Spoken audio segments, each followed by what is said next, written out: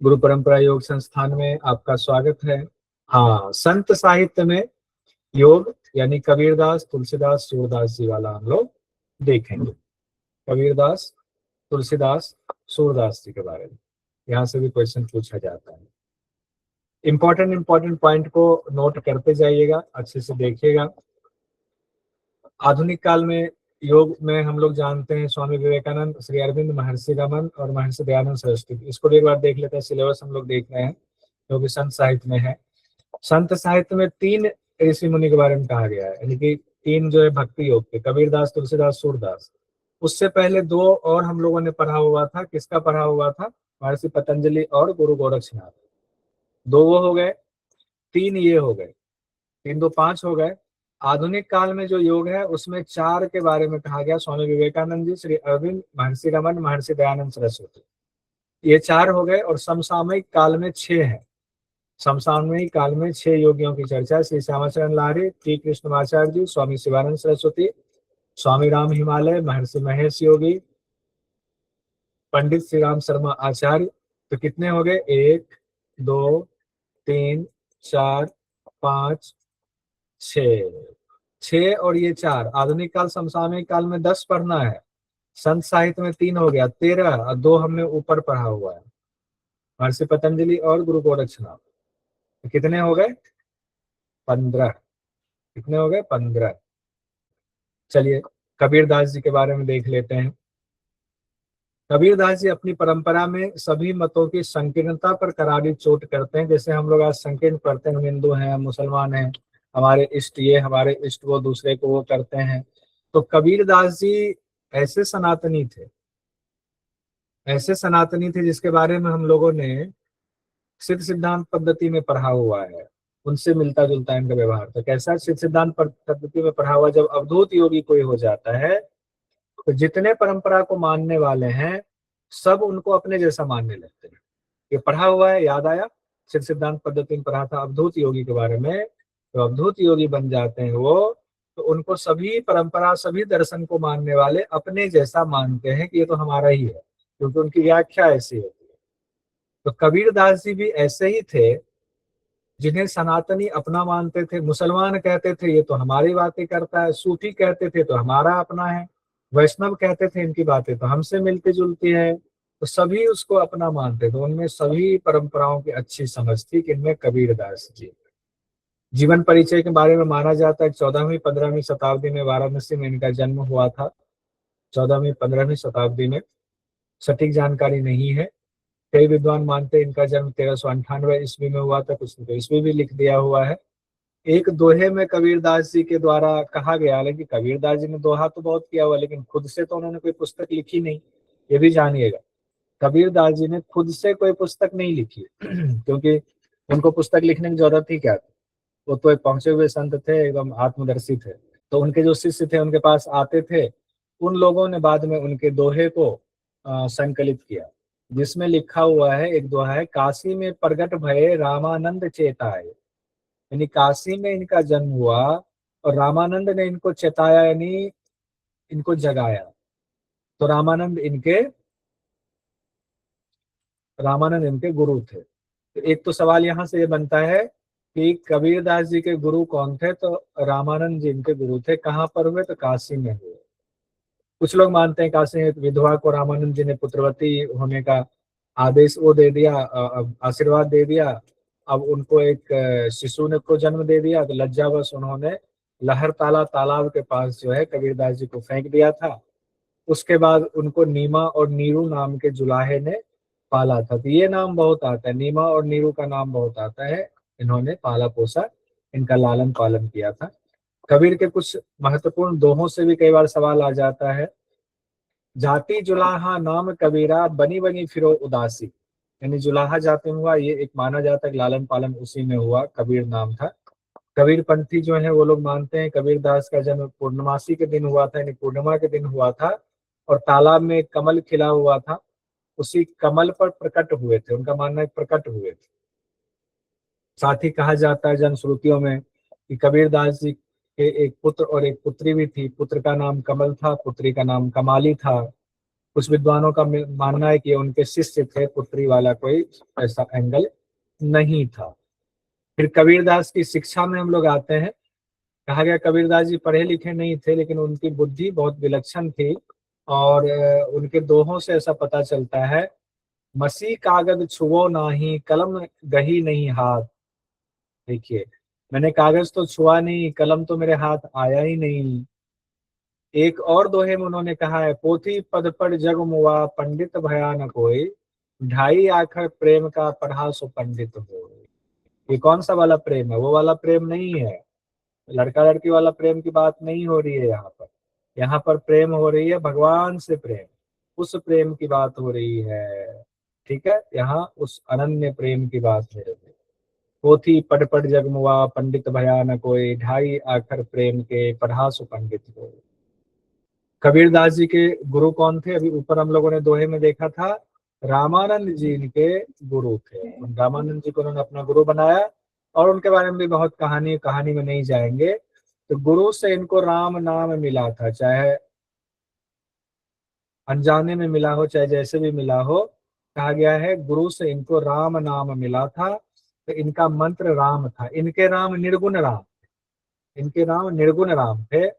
गुरु भक्ति पर वो दोहा लिखते हैं, कहते हैं, गुरु गोविंद दो खरी, काके लागू पाऊं, बलिहारी गुरु आपने गोविंद दियो बताए।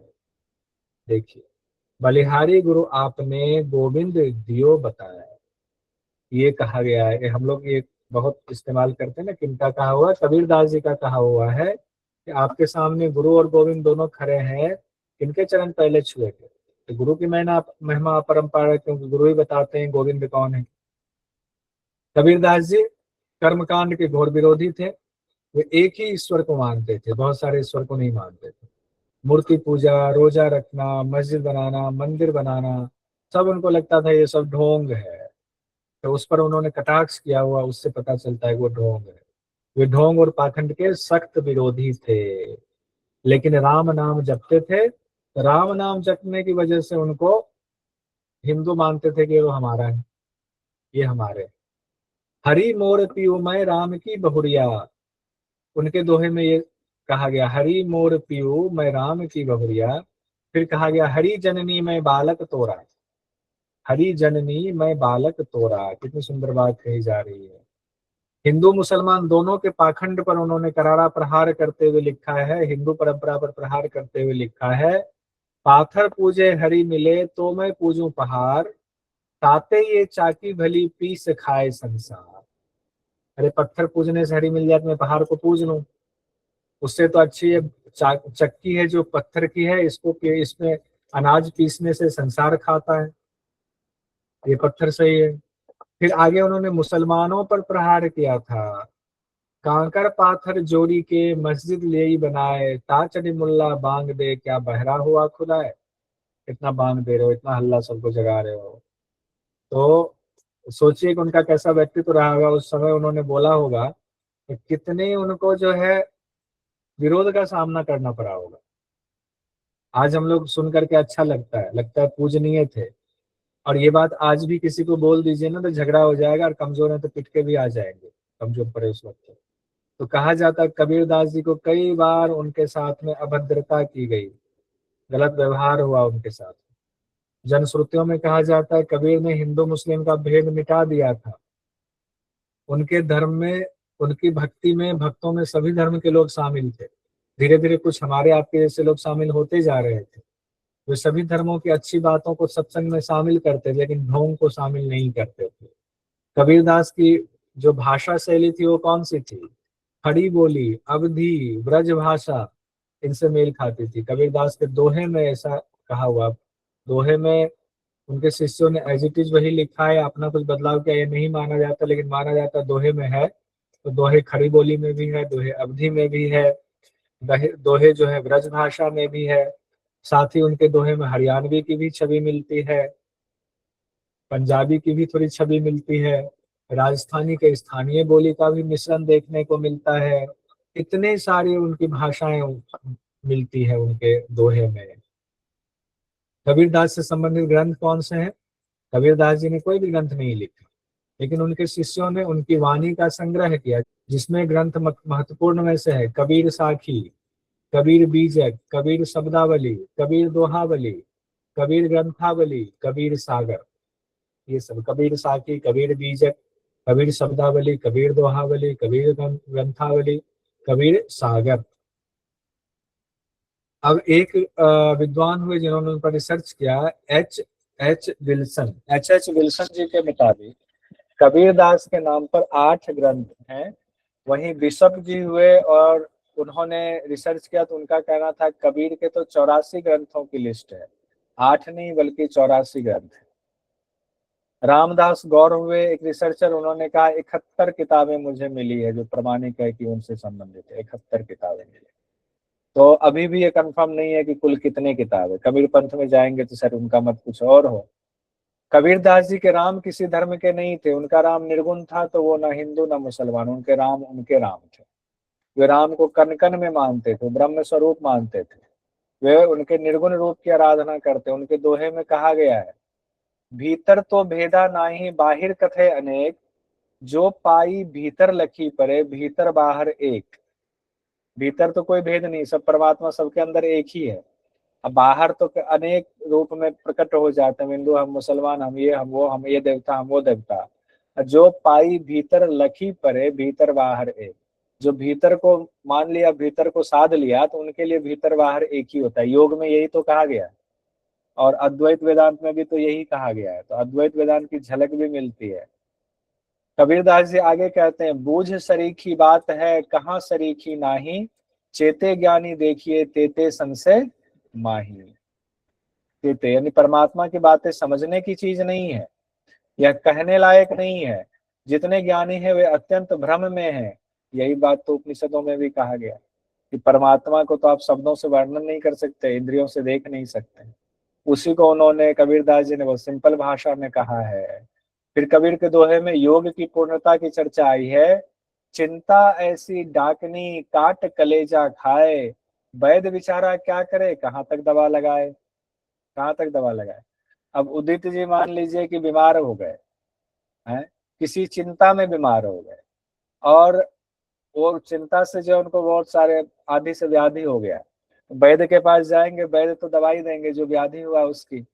और व्याधि तो चिंता है, चिंता को दूर करने का बोलेंगे ही नहीं तो कैसे होगा। हम आप कोई भी, उदित जी क्यों, ठीक है। चिंता ऐसी डाकनी काट कलेजा खाए, वैद्य बेचारा क्या करे कहाँ तक दवा लगाए, कहाँ तक दवा लगाएगा। चिंता की दवा कहीं नहीं लगाई जा सकती। फिर तो उन्होंने कबीरदास ने कहा, माया मरी न मन मरा मर मर गए शरीर, आशा तृष्णा तृष्णा ना मरी कह गए दास कबीर।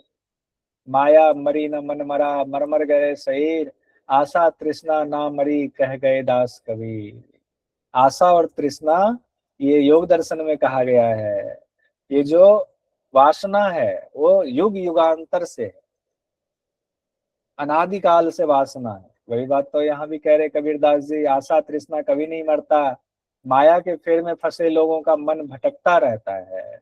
शरीर बार बार मन मरता है आता है। देखिए योग दर्शन से कितना मरता है, मिला हुआ है। सिर्फ शरीर का नाश होता है, मन का नहीं होता है। योग दर्शन में ये बात कही गई, कामनाएं अनंत काल से मौजूद है। कबीरदास का अंत समय जो है बड़ा दुखद रहा, क्योंकि ढोंग करने वाले जितने लोग थे सभी धर्मों को उन्होंने कबीरदास जी को कभी पसंद किया नहीं। तो उनका सारा समय वैसे तो काशी में बीता, लेकिन अंत समय में वे मगहर चले गए थे। मगहर कोई जगह है, मगहर चले गए थे यूपी में। वे नहीं चाहते थे कि मगहर जाएं, लेकिन कबीरदास के इतने शत्रु हो गए, उन्होंने इतना परेशान कर दिया कि मगहर जाकर कबीरदास जी बहुत दुखी हो गए। और उन्होंने फिर अपने भक्तों को कहा, अब कहूँ राम कवन गति मोरी, तजीले बनारस मती भई मोरी। बनारस से उनको इतना प्यार था। तो कहते हैं 119 वर्ष की अवस्था में मगहर में कबीरदास का देहांत हो गया। 119 साल जिए थे कबीरदास, साधारण बात नहीं है। ठीक है, अब आइए हम लोग तुलसीदास जी, अरे महान संत के बारे में देखें। ऐसे महान संत, ये तो कबीरदास जी ऐसे महान संत थे जिनको जीते जी बहुत सारे लोगों ने अवहेलना भी की, बहुत सारे लोगों ने प्यार भी दिया, लेकिन ज्यादातर लोगों ने अवहेलना किया। लेकिन तुलसीदास जी ऐसे संत थे जिनकी अवहेलना करने की किसी में हिम्मत नहीं थी। सभी ने, चाहे मुस्लिम शासक थे उन्होंने भी इनको बड़ा प्रेम दिया। और हिंदुओं ने तो प्रेम दिया ही दिया। तो तुलसीदास जी हिंदू जनमानस के पटल पर आज भी छाए हुए। इनका रामचरितमानस ऐसी प्रसिद्धि उसमें हो गई कि अमर हो गया। हालांकि इनका भी विरोध हुआ था रामचरितमानस की वजह से कि रामचरितमानस संस्कृत में क्यों नहीं लिखा, इस वजह से तुलसीदास जी का भी विरोध हुआ था। ऐसा नहीं था विरोध नहीं हुआ था। तुलसीदास जी का जन्म कहाँ हुआ, इसको लेकर के आज भी विरोध की स्थिति है। जनश्रुति के मुताबिक कहा जाता है कि 1554 विषय कालिंदी के तीर, सावन शुक्ल सप्तमी तुलसी धरेऊ शरीर। तो इस आधार पर अगर हम लोग माने तो 1554 ईस्वी माना जाता है तुलसीदास जी का जन्म। कब माना जाता है? 1554 ईस्वी। और कालिंदी नदी के तट पर हुआ था, सावन का महीना था और सप्तमी का दिन था, ऐसा माना जाता। सावन का महीना सप्तमी का दिन था। सावन आने वाला है, अभी आएगा। दरअसल तुलसीदास जी का जन्म कहाँ हुआ इसको लेकर के अभी भी संशय है। और यूपी में 2-3 जगह के लोग हैं जो दावा करते हैं कि हमारे यहाँ पैदा हुए। जैसे कि उत्तर प्रदेश के बांदा जिले में राजापुर में तुलसीदास जी के जन्म का दावा किया जा रहा है कि यहाँ हुआ तुलसीदास जी का जन्म। वहीं एटा के सोरो में उनके जन्म की जो है के दावे किए जा रहे हैं, एटा के सोरो में। और चित्रकूट के निकट हाजीपुर में भी उनके जन्म का दावा करने वाले लोग मौजूद हैं। सोरो में तो मंदिर भी है इनका। कई जगहों पर कुछ रामचरितमानस की पांडुलिपि भी रखी हुई है, जिसके बारे में कहा जा रहा है कि वो उन्हीं के द्वारा लिखी गई है। सोरो के लोगों का दावा है कि उनका असली जन्म स्थान सोरो ही है। वहाँ एक छोटा सा मंदिर है और उनकी लिखी कुछ पांडुलिपि होने का दावा किया जा रहा है कि ये पांडुलिपि उन्हीं की लिखी हुई है। जाति और वंश के बारे में कोई संशय नहीं है। माना जाता है कि ब्राह्मण कुल में पैदा हुए। हालांकि विनय विवाद है, लेकिन ज्यादातर ये माना जाता है ब्राह्मण कुल में पैदा हुए। विनय पत्रिका जो तुलसीदास जी ने लिखी है उसमें लिखा हुआ है, दियो सुकुल जन्म शरीर, सुदर हेतु जो फलचारी को, जो पाई पंडित परम पद पावत पुरारी मुरारी को। दियो सुकुल जन्म शरीर, सुदर हेतु जो फलचारी को, जो पाई पंडित परम पद पावत पुरारी मुरारी को। चलिए, इसमें तो उन्होंने भगवान को ही समर्पित कर दिया हुआ है। हालांकि तुलसीदास जी जाति पाति के नाम से बहुत चिढ़ते थे कि हम ब्राह्मण हैं या ये है वो है। ऐसा कुछ नहीं, जो राम के हो गए वो तो जाति से चिढ़ेंगे। तो वो कहते हैं, मेरे जाति पाति ना चाहो, काहो का जाति पाति, मेरे को काम को ना मैं काहो के काम को। ये सब जाति पाति मेरे काम की नहीं है, मैं किसी काम का नहीं। जाति पाति की बात मुझसे मत करो। तो जाति पाति के बड़े विरोधी थे। तो हालांकि कुछ विद्वानों ने बाद में रिसर्च किया तो किसी ने कहा कानकुब्ज ब्राह्मण कुल में पैदा हुए थे। तो सोरो के गांव के जो ब्राह्मण है उनका कहना है कि सना ब्राह्मण थे ये। तो अब कोई भी हो क्या ही फर्क पड़ता है, जब खुद ही कह रहे हैं नहीं तो हम लोग क्यों ही उनको जो है कर रहे हैं। एग्जाम में बस ना पूछ ले है। उनके माता पिता का नाम, तुलसी जी की माता का नाम हुलसी देवी है, ये रामायण में भी आपको मिल जाएगा। और पिता का नाम आत्माराम दुबे। तो इनके बारे में तो उन्होंने खुद ही लिखा हुआ है कई जगहों पर, तो इसलिए पता चल जाता है। रामचरितमानस के बाल कांड में तुलसीदास जी ने खुद हुलसी नाम का जिक्र किया है अपनी माता के लिए। तो इसलिए माना जाता है कि हुलसी उनकी माता का नाम है, जिसमें लिखा है, जमगन मोह मसी जग जमनासी, जीवन मुकुति हेतु जनुकासी, राम ही प्रिय पावनी तुलसी सी, तुलसीदास हिये हुलसी सी। यहाँ हुलसी जो है ये माना गया उनकी माता का नाम है, हुलसी, हुलसी देवी। तुलसीदास जी। और देखते हैं इसका अर्थ, देखते हैं जो ऊपर हमने दोहा पढ़ा है। यमदूतों के मुख पर कालिख लगाने के लिए यह जगत यमुना जी के समान है, और जीवों को मुक्ति देने के लिए मानो काशी ही है। यह श्री रामचंद्र जी को प्रिय तुलसी के समान प्रिय है, और तुलसीदास के लिए हुलसी के समान हृदय से हित करने वाली है। अपनी माता के लिए लिखा है। फिर रामचरितमानस की रचना के बारे में खुद तुलसीदास जी ने लिखा है, सादर सिवई नाई अब माथा, वरनौ विशद राम गुण गाथा, संबत 1600 एक तीसा, करौ कथा हरिपद धरि सीसा। यानी आदर पूर्वक शिव जी को सिर नवाकर श्री रामचंद्र जी के गुणों की निर्मल कथा कहता हूँ। श्री हरि के चरणों पर सिर रखकर 1631 में इस कथा का आरंभ करता हूँ। यहाँ से क्वेश्चन बन जाएगा। यहाँ से क्वेश्चन कब लिखा हुआ है? संवत लिखा है।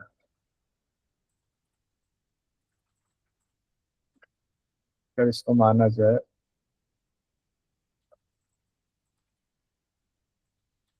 तो अंग्रेजी कैलेंडर से 57 साल आगे की बात होगी। ठीक है, तो 1574। 74 हो गया, 1574। 1574, बिल्कुल सही बात। वाह। तुलसीदास जी के गुरु कौन थे? तो भविष्य पुराण के मुताबिक राघवानंद जी को उनका गुरु माना जाता है। राघवानंद जी को माना जाता है उनके गुरु हैं। लेकिन सोरो में जो उनका मंदिर है वहां जो दस्तावेज है उनके मुताबिक नरसिंह चौधरी को माना गया कि तुलसीदास जी के गुरु थे, नरसिंह चौधरी। साथ ही कई विद्वान मानते हैं कि जगन्नाथ दास जी उनके गुरु थे, जगन्नाथ दास जी। अब तीन तीन गुरु हो गए, राघवानंद, नरसिंह चौधरी, जगन्नाथ दास। आइए, अलग अलग जगहों पर है। सबसे ज्यादा मान्यता नरसिंह नरसिंह चौधरी की, सबसे ज्यादा मान्यता उनके गुरु के रूप में नरसिंह चौधरी की है। ठीक है, आगे बढ़ते हैं। आध्यात्मिक तौर पर हनुमान जी को उनका गुरु माना जाता है, जिन्होंने तुलसीदास को उनके आराध्य भगवान राम से मिलवाया था। तो एक तो ये तो माना ही जाता है हनुमान जी उनके गुरु थे, इसमें भी कोई संशय नहीं है। लेकिन यहाँ शारीरिक गुरु की बात हो रही थी, जो शरीर रूप में थे। हनुमान जी तो देवता हो गए। तुलसी जी भगवान राम को अपना आराध्य मानते थे और गुरु हनुमान जी को मानते थे, तो गुरु ने उनको भगवान से मिलाया था। तुलसी साथी विपत्ति के, विद्या विनय विवेक, साहस सुकृत सुसत्यव्रत, राम भरोसे एक। तो यानी राम के भरोसे एक वो रहते थे, इसीलिए भगवान रामचंद्र जी माना जाता है उनके आराध्य देव थे। तुलसीदास जी 12 महीने तक अपनी माँ के गर्भ में रहे, ऐसा माना जाता है। और जब वो पैदा हुए तो 32 दांत उनके पैदा होते ही थे, ऐसा ये सब कहानी में ऐसा कहा गया है। 12 महीने तक गर्भ में रहे, 32 दांत उनके पेट में थे। इनके बचपन का नाम राम बोला था। क्या था? राम बोला। बचपन काफी गरीबी में बीती और बचपन में कुछ समय बाद माता पिता का साया सिर से उठ गया। तो विनय पत्रिका में जो उन्होंने खुद लिखा हुआ विनय पत्रिका, उसमें लिखा हुआ है, द्वार द्वार दीनता कही, काढ़ी रद परिपा हूँ। द्वार द्वार दीनता कही, काढ़ी रद परिपा हूँ। तुलसीदास जी के विवाह की भी चर्चा देख लेते हैं। पत्नी का नाम रत्नावली था। पत्नी से इतनी आसक्ति थी कि उनके बिना एक पल नहीं रह सकते थे। तो कहावत है ना कि रात को अंधेरे में चले गए, बारिश हो रही थी, नदी में एक शव तैर रहा था, लकड़ी समझा और पहुंच गए। और पत्नी ने फिर डांट दिया कि आप कैसे आदमी हो, इतनी रात को आप आ गए पत्नी से मिलने के लिए, लोग क्या कहेंगे। इन्होंने सोचा, अरे बाबा, जिस पत्नी से इतना प्रेम करते हैं वही डांट फटकार दे रही है, तो इतना मोह नहीं करना चाहिए। तो उतना डांट फटकार दे रहे, ऐसा वैराग्य हो गया कि अब कुछ नहीं, संसार ही छोड़ दो। जिनसे इतना प्रेम किया उन्हीं से वो प्रेम नहीं मिला, संसार ही छोड़ दो। और इन्होंने संसार को त्याग दिया। इतना प्रेम जो प्रभु से करते, एक हमारे यहाँ एक गीत बहुत अच्छा, पूरा याद नहीं है, जिसमें सुबह इतना प्रेम जो प्रभु से करते, उसी की शुरुआत हो रही है। उनकी पत्नी कह रही है ये चीज। तब कहा से ठीक है, हम प्रभु से ही प्यार करेंगे, अब तो सब कुछ छोड़ दिया हमने। तो इतना झटका लगा कि राम को ही आराध्य बना करके प्रभु के ही उसमें आध्यात्मिक जीवन जो है उन्हीं को सौंप दिया। फिर हनुमान जी की प्रेरणा से तुलसीदास जी ने चित्रकूट में रामचरितमानस की रचना की। चित्रकूट के घाट पे भई संतन की भीड़, तुलसीदास जी चंदन घिसे तिलक तिलक देत रघुवीर। तुलसीदास जी चंदन घिस रहे हैं, रघुवीर को तिलक लगा रहे हैं। कहाँ पर? चित्रकूट के घाट पर। भई संतन की भीड़, ये याद रखिएगा। अकबर भी उनसे प्रभावित हुए थे और उनको 9 रत्नों में शामिल होने के लिए निमंत्रण भी भेजा था, लेकिन उन्होंने प्रस्ताव को स्वीकार नहीं किया था। हालांकि अब्दुल रहीम खान खाना जो नवरत्नों में माने जाते हैं, वो लगातार तुलसीदास जी के संपर्क में बने हुए थे। उनके दोहे, उनकी रचनाएं, उनकी विद्वता को देख करके तुलसीदास जी की जो 12 रचना है वो देखते हैं। जो प्रसिद्ध 12 रचनाएं हैं उसकी चर्चा कर लेते हैं, क्योंकि इससे एग्जाम में सवाल पूछा जाता है। अवधी भाषा में लिखा गया रामचरितमानस उनमें सबसे प्रमुख है। और अवधी भाषा में लिखे होने की वजह से ही उनका बड़ा विरोध होता था कि संस्कृत में क्यों नहीं लिखा आपने। अवधी भाषा में ग्रंथ है रामचरितमानस, रामलला नहचो, बरवाई, रामायण, पार्वती मंगल, जानकी मंगल और रामजा प्रश्न। जानकी मंगल और रामजा प्रस्थ, ये तो अवधी भाषा में है। ब्रज भाषा में भी उन्होंने लिखा है कृष्ण गीतावली, गीतावली, साहित्य रत्न, दोहावली, वैराग्य संदीपनी और विनय पत्रिका। हो सकता है ये पूछ दे विनय पत्रिका किस भाषा में लिखी गई है, तो ये ब्रज भाषा में लिखी गई है। अन्य रचना है हनुमान चालीसा, उन्हीं का लिखा हुआ है। हनुमान बाहुक भी हम लोग पढ़ते, उन्हीं का लिखा हुआ। जब बहुत बीमार हुए थे तो बीमारी में उन्होंने हनुमान बाहुक की रचना की थी। तो जहां हनुमान बाहुक पढ़ा जाता है उसमें तुलसीदास जी का नाम हटा के लोग अपना नाम जोड़ करके फिर हनुमान बाहुक पढ़ते हैं। हनुमान अष्टक भी उन्होंने लिखा था, तुलसी सतसाई लिखा, जानकी मंगल लिखा, पार्वती मंगल लिखा, संकट मोचन लिखा। तो इतने ग्रंथों की रचना की उन्होंने। विनय पत्र, अब देखिए ये तो सिलेबस के मुताबिक हम लोग इतना पढ़ रहे हैं, लेकिन गहराई से भी कई बार सवाल पूछा गया है। एक दोहा दे दिया और कहाँ से है, तो विनय पत्रिका से। अब लीजिए तो पूरा पढ़िए, अब जो पूरा विद्वान होंगे वही दे पाएंगे। रामचरितमानस की रचना अवधि में है, उस वजह से उनको विरोध का सामना करना पड़ा। रामचरितमानस में 7 कांड हैं, हम लोग पढ़ चुके हैं। बाल कांड, अयोध्या कांड, अरण्य कांड, किष्किंधा कांड, सुंदर कांड, लंका कांड और उत्तर कांड। कुल कितने दोहे हैं? 1073 दोहे माने गए हैं, 1073 दोहे। रामचरितमानस को लिखने में कितना समय लगा तुलसीदास जी को, ये ध्यान देखिए। 7 कांड, एक 1073 दोहे, और समय कितना लगा? तो 2 साल 7 महीने 26 दिन। रामचरितमानस को लिखने में 2 साल 7 महीने 26 दिन लगे, ये भी ध्यान रखिएगा। आइए आगे देखते हैं, इसको छोड़ देते हैं। माना जाता है कि रामचरितमानस की एक कॉपी अकबर के नवरत्नों में से एक जो टोडरमल थे उनको दी गई थी। हो सकता है कि वो कॉपी मिली हो ताकि वो कॉपी सुरक्षित रहे, क्योंकि काशी के पंडित इस बात से नाराज थे कि संस्कृत से हट करके अवधि में कैसे आपने लिख दिया। तो उनको था कि अब खत्म ना कर दे, तो एक कॉपी वहां पर रखी हुई थी। और तुलसीदास जी को महर्षि वाल्मीकि जी का अवतार इसलिए माना जाता है कि वाल्मीकि जी ने एक तो रामायण लिखी जिसके आधार पर सारे रामायण की रचना हो रही है, और एक तुलसी रामायण हो गया रामचरितमानस, वो इतना प्रसिद्ध हुआ कि माना गया कि नहीं तो महर्षि वाल्मीकि जी के ही अवतार हैं। तुलसी कृत जो विनय पत्रिका है उसमें लिखा हुआ एक जगह, मुदित मानसी आयुष चले बन मातु पिता को, धर्म धुरंधर धीर धूर गुणशील जिता को। ये विनय पत्रिका में लिखा हुआ है। माता पिता की आज्ञा पाकर प्रसन्नता पूर्वक वन को चले गए, कौन? रामचंद्र जी। ऐसा धर्म धुरंधर धीरजधारी और गुणशील का विजयी कौन है, ये कहा गया है। हालांकि एग्जाम में पूछा गया था इसीलिए हमने लिया हुआ है। पूरा तो विनय पत्रिका नहीं ले सकते, नहीं पढ़ सकते, उतना समय भी नहीं है। आप लोगों के पास अलग से समय हो तो जरूर पढ़िए। ब्रज भाषा में विनय पत्रिका की रचना की गई है। इसमें कुल 279 स्तोत्र हैं जो गेय पद के रूप में लिखे गए हैं, गेय के रूप में गा करके। इसमें भगवान राम सहित देवी देवताओं की स्तुति की भी चर्चा है। काशी में 1623 ईस्वी में राम नाम का जप करते हुए मोक्ष को प्राप्त किया। तो तुलसीदास जी ने 1623 ईस्वी में मोक्ष को प्राप्त किया। ठीक है, एक क्वेश्चन देखिए। तुलसी कृत ग्रंथ है रामायण, रामचरितमानस, विनय पत्रिका, वैराग्य शतक, नीति शतक। इसमें 2 है, तो कौन सा रामचरितमानस और विनय पत्रिका होगा? ऐसे भी सवाल पूछे जा सकते हैं। और कई कई सवाल आया हुआ है जो हम लोग पीवाईक्यू देखेंगे तो उसमें आ जाएगा। अब हम लोग सूरदास जी को भी पढ़ लेते हैं। सूरदास जी भक्तिकाल के महान कवि में इनको भी माना जाता है।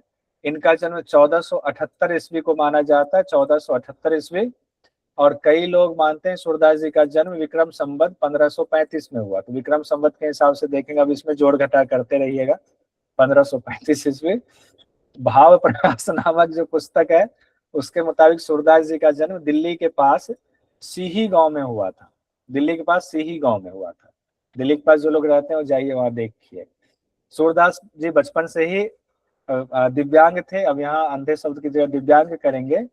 और उनका निवास कहा जाता मथुरा और आगरा के बीच में गौ घाट पर वो रहते थे, वहीं पर अपना भगवान का भजन करते थे। आईने अकबरी में भी इनके बारे में लिखा हुआ है कि सूरदास को अकबर का दरबारी संगीतज्ञ माना गया है। आईने अकबरी में ऐसा लिखा हुआ है। भारतेंदु हरिश्चंद्र जी के अनुसार सूरदास महाकवि चंद्रवरदाई के वंशज थे।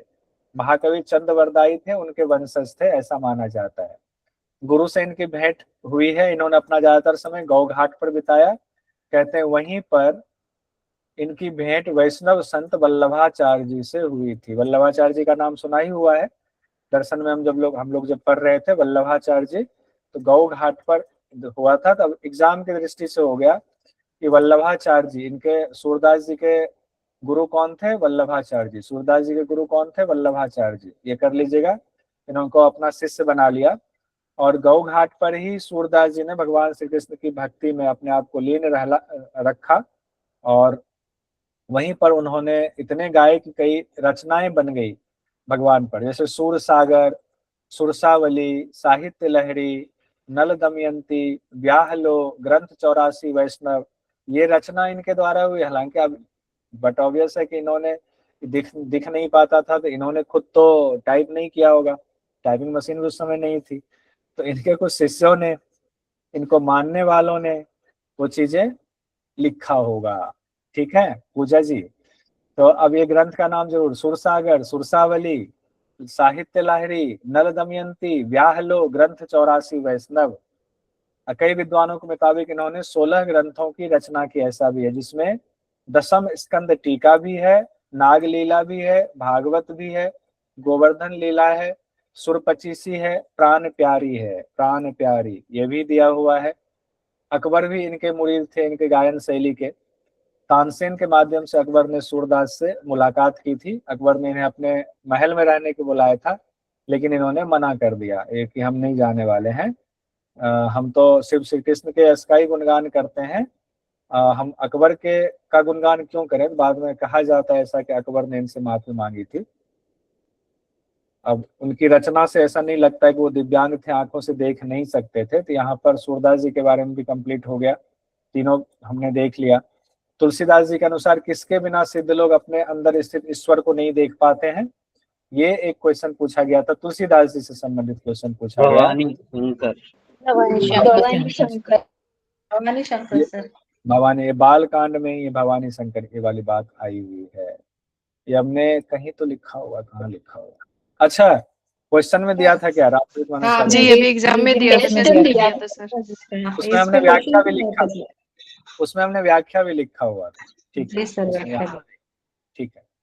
एक क्वेश्चन ये पूछा गया, मुदित मानसी आयुष चले बन मातु पिता को, चले बन मातु पिता को, धर्म धुरंधर धीर धुर गुणशील जिता को, कहाँ उल्लिखित है? तो ये बड़ा टफ क्वेश्चन पूछा था, ये विनय पत्रिका, विनय पत्रिका में। तो अब हम लोग कल पढ़ेंगे, कल ऐसा करेंगे, आधुनिक काल और समसामयिक काल के जो 10 योगियों के बारे में पढ़ना है, उनको हम लोग एक बार ये देख लीजिएगा सिलेबस के मुताबिक आधुनिक काल में कौन से 4 हैं, समसामयिक काल में कौन से 6 हैं, वो अलग अलग रखेंगे। लेकिन हम लोग कल क्या करेंगे, पहले इनके जन्म डेट के हिसाब से तो इन महान योगियों को 8 दृष्टिकोण से पढ़ना है। जन्म का साल, जन्म स्थान, माता पिता के नाम, जिनकी शादी हुई उनकी पत्नी का नाम, गुरु का नाम, इन्होंने योग का कौन सा ज्ञान दिया, क्या वो नाम अभी प्रचलित है, इनके शिष्य कौन से हुए, मुख्य मुख्य शिष्य, वो ग्रंथ के नाम, इनके कौन से ग्रंथ लिखे, और इनकी मृत्यु यानी मुक्ति कब मिली, इनका निर्वाण कब हुआ, ये 8 दृष्टि से हमें देखना है। सभी 10 योग कब और कहाँ, कब और कहाँ आएगा? मृत्यु कब कहाँ लीजिए, मुक्ति कब और कहाँ, उसी में वो 8 में ही हो गया, मुक्ति कब और कहाँ। जी सर। ठीक है, ये हो गया।